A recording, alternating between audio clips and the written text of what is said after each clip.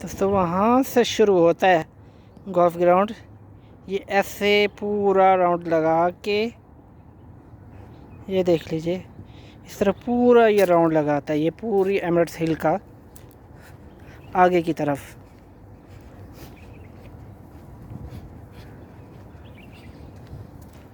ये देखिए,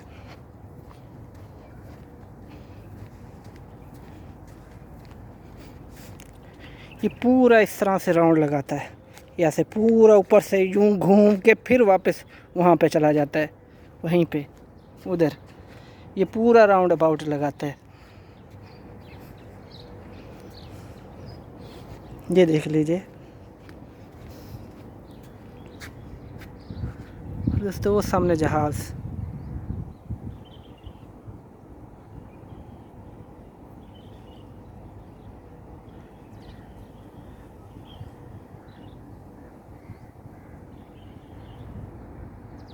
ये देख लीजिए।